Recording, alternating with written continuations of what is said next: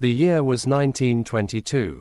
Deep inside the endless deserts of Egypt, where silence covered the land like a curse, one man stood on the edge of history.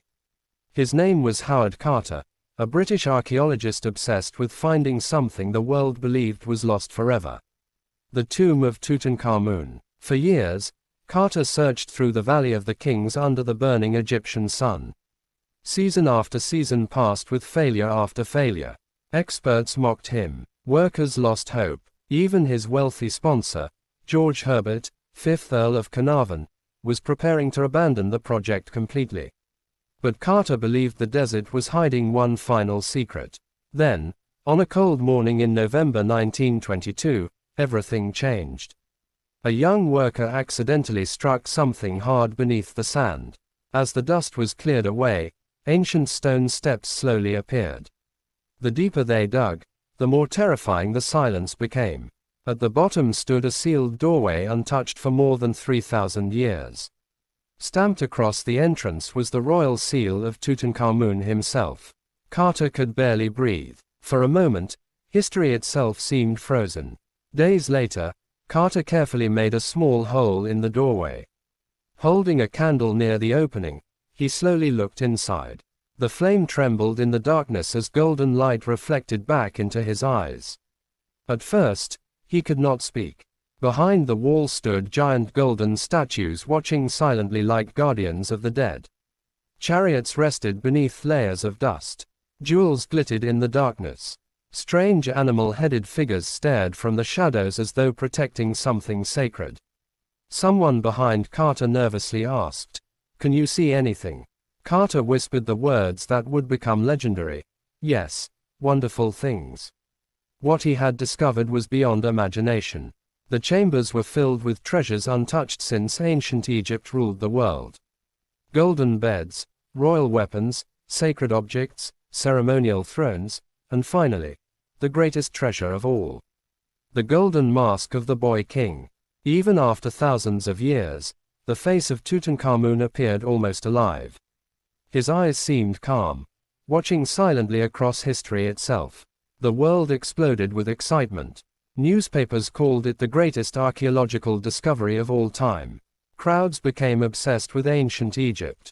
But while the world celebrated the treasures, strange whispers began spreading through the dark corridors of the tomb. Whispers of a curse. Workers quietly spoke about ancient warnings hidden inside the chambers. Rumors claimed the pharaoh's tomb was protected by supernatural forces designed to punish intruders. Most people laughed at the stories.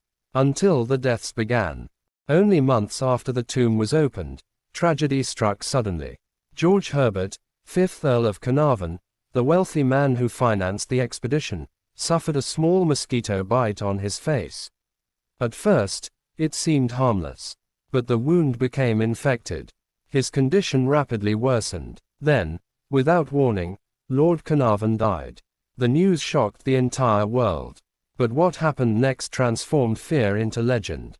Reports claimed that at the exact moment Carnarvon died, the lights of Cairo mysteriously went out across the city.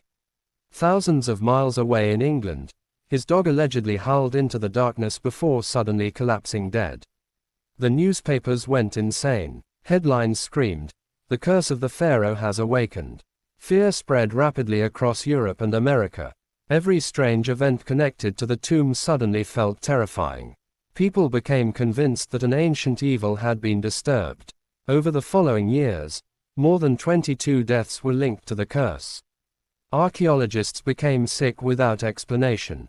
Visitors suffered strange accidents. Wealthy explorers died suddenly. Some victims reportedly experienced terrifying fevers, weakness, or mysterious infections shortly after entering the tomb.